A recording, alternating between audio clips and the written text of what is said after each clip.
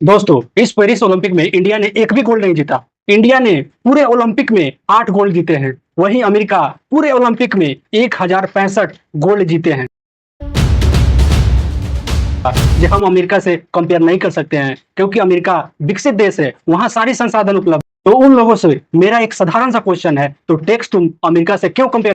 दोस्तों, क्या इंडिया में इतना टैलेंट नहीं है कि हम गोल्ड जीत सके? जब इंडियन हॉकी टीम ने लगातार 3 गोल्ड जीते थे 1956 मेलबोर्न ओलंपिक्स आज भी इतिहास के पन्नों में दर्ज है, क्योंकि भारत के अधिकतर लोग इस गेम को नहीं जानते थे जब तक ने नीरज चोपड़ा गोल्ड नहीं जीते थे। 4 कारण है जिस वजह से हम लोग गोल्ड नहीं जीत पा रहे हैं। यानी एक साल में एक ओलंपिक स्पोर्ट्स के खिलाड़ी यानी गोल्ड जीतने वाले को मात्र 14 लाख मिलते हैं। वहीं क्रिकेट में विराट कोहली को एक साल का 7 करोड़ रुपए मिलते हैं। आपको क्या लगता है सरकार को और क्या करना चाहिए जिस वजह से हम लोग ज्यादा से ज्यादा गोल्ड जीत सके अमेरिका जैसा? दोस्तों, इस पेरिस ओलंपिक में इंडिया ने एक भी गोल्ड नहीं जीता। इस 140 करोड़ वाले देश में एक भी गोल्ड क्यों नहीं? दोस्तों, वहीं 35 करोड़ वाला देश अमेरिका इस ओलंपिक में 35 गोल्ड जीते हैं। तो इंडिया ने पूरे ओलंपिक में 8 गोल्ड जीते हैं। वहीं अमेरिका पूरे ओलंपिक में 1065 गोल्ड जीते हैं।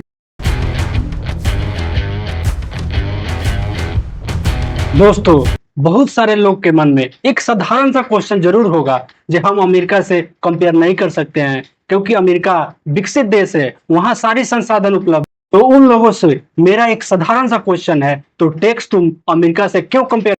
दोस्तों, क्या इंडिया में इतना टैलेंट नहीं है कि हम गोल्ड जीत सके?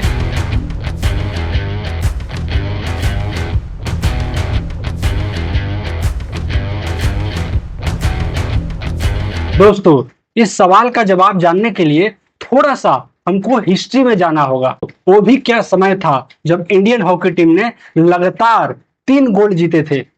1928 Amsterdam Olympics, 1932 Los Angeles Olympics, 1936 Berlin Olympics. इन तीनों ओलंपिक में हमारे इंडियन हॉकी टीम ने लगातार 3 गोल्ड जीते थे। दोस्तों, यह वही देश है जहां से मेजर ध्यानचंद आते थे, जिनको हॉकी का जादूगर कहते थे। दोस्तों, बहुत सारे लोग के मन में क्वेश्चन होगा, ये तो ब्रिटिश एरिया था, अब आजादी के बाद इंडिया ने क्या जीते हैं? तो दोस्तों, उनको हम बताना चाहेंगे, इंडियन हॉकी टीम ने आजादी के बाद 1948 ओलंपिक्स, 1952 ओलंपिक्स, 1956 ओलंपिक्स, इन तीनों ओलंपिक्स में हमारे इंडियन हॉकी टीम ने लगातार 3 और गोल्ड जीते थे। 1956 मेलबोर्न ओलंपिक्स आज भी इतिहास के पन्नों में दर्ज है, क्योंकि इंडियन हॉकी। दोस्तों, क्या इंडिया में अब टैलेंट खत्म हो चुका है? क्या इंडिया में वह खेल भावना खत्म हो चुका है? क्या इंडिया में अब साहस खत्म हो चुका है? दोस्तों, इसका जवाब है बिल्कुल नहीं।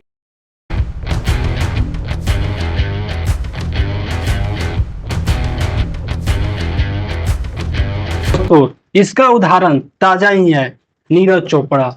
दोस्तों, क्या आप जेवलिन गेम को जानते थे? टोक्यो 2020 ओलंपिक के भारत के अधिकतर लोग इस गेम को नहीं जानते थे जब तक ने नीरज चोपड़ा गोल्ड नहीं जीते थे। दोस्तों, क्या हमारे खिलाड़ियों में साहस की कमी है? इसका जवाब है बिल्कुल नहीं, बिल्कुल नहीं।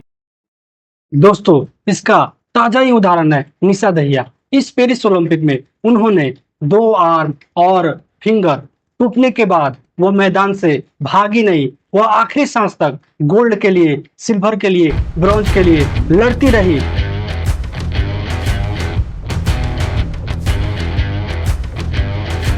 दोस्तों, क्या हमारे देश में एक ही नीरज चोपड़ा थे? बिल्कुल नहीं, हमारे देश में लाखों, हजारों नीरज चोपड़ा जैसे प्लेयर हैं।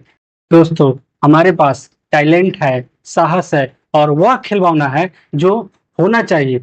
फिर भी क्या कारण है कि हम लोग गोल्ड नहीं जीत। दोस्तों, हाल ही में एक इंटरव्यू के दौरान सुनील छेत्री ने बोला कि हमारे देश 140 करोड़ में क्या टैलेंट नहीं है? बिल्कुल है, हमारे देश में उसको पहचाना नहीं जाता है, उसको नर्चर नहीं किया जाता है, जिस वजह से हम लोग गोल्ड तक नहीं पहुंच पा रहे हैं। दोस्तों, क्या मुख्य 4 कारण है जिस वजह से हम लोग गोल्ड नहीं जीत पा रहे हैं?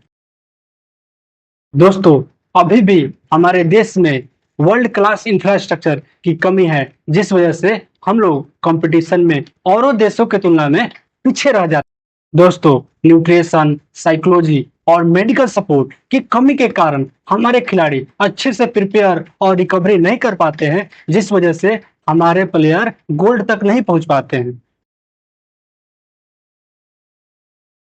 दोस्तों, एक तो हमारे देश भारत में स्पोर्ट्स फंड लिमिटेड होते हैं, उसमें भी हम लोग उस फंड को इक्वली सारे स्पोर्ट्स में डिस्ट्रीब्यूट नहीं कर पाते हैं। जैसे क्रिकेट को बहुत ज्यादा पैसे जाते हैं और ओलंपिक स्पोर्ट्स को बहुत कम मिलते हैं पैसे।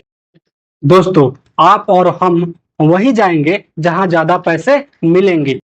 दोस्तों, यह एक कारण है जिस वजह से हमारे युवा क्रिकेट को चुनते हैं, ओलंपिक्स स्पोर्ट्स को नहीं। दोस्तों, इसको भी हम एक उदाहरण से समझते हैं। एक खिलाड़ी को गोल्ड मेडल जीतने पे 75 लाख मिलते हैं। वह ओलंपिक जो 4 साल में एक बार होता है। अगर आप 75 लाख को 4 से डिवाइड करोगे तो लगभग 14 लाख होगा। यानी एक साल में एक ओलंपिक स्पोर्ट्स के खिलाड़ी यानी गोल्ड जीतने वाले को मात्र 14 लाख मिलते हैं। वहीं क्रिकेट में विराट कोहली को एक साल का 7 करोड़ रुपए मिलते हैं। वह क्रिकेट जिसमें लगभग 10 देश सीरीज खेलते हैं, वहीं ओलंपिक गेम लगभग 200 देश सीरीज खेलते हैं। तो अब आपको चुनना है, आपको क्या चाहिए, वर्ल्ड कप या गोल्ड मेडल? दोस्तों, अभी भी गांव में खेल को पहचाना नहीं जाता है। ज्यादा से ज्यादा अगर कोई गांव बहुत ज्यादा विकसित है तो वहां क्रिकेट को लोग पहचानते हैं, जिस वजह से हम यंग टैलेंट को शुरू में नहीं पहचान पाते हैं। कोचिंग स्टाफ की कमी, जिस वजह से हमारे यंग एथलीट उतना प्रिपेयर नहीं कर पाते हैं जिस लेवल पे उन्हें प्रिपेयर करना चाहिए। दोस्तों, हमारे देश में बहुत सारे एथलीट का कैरियर खत्म हो जाता है करप्शन और मिसमैनेजमेंट की वजह से। इसका ताजा ही उदाहरण है विनेश फोगाट और ब्रिजभूषण के बीच में जो विवाद हुआ था, उसको तो हम लोग सब जानते इनकी कुश्ती खत्म हो चुकी है। अब ये कहीं मेडल लाने वाले नहीं है। इनसे अगर कोई उम्मीद करता है कि मेडल लाएंगे तो गलत है। ओलंपिक में विनेश का मेडल अब पक्का हो गया है। युवा की खिलाड़ी को उन्होंने मात दी है, 5-0 से ये मात दी है। कुश्ती में विनेश फोगाट ने इतिहास रच दिया है। दोस्तों, यही सब रीजन है जिस वजह से हम लोग आज गोल्ड टैली में 57 नंबर पे हैं। दोस्तों, आपको क्या लगता है सरकार को और क्या करना चाहिए जिस वजह से हम लोग ज्यादा से ज्यादा गोल्ड जीत सके अमेरिका जैसा? दोस्तों, मेरा नाम डॉक्टर धनंजय कुमार है। ऐसा ही इंफॉर्मेटिव वीडियो के लिए प्लीज इस चैनल को लाइक, शेयर और सब्सक्राइब करना भूलिएगा मत।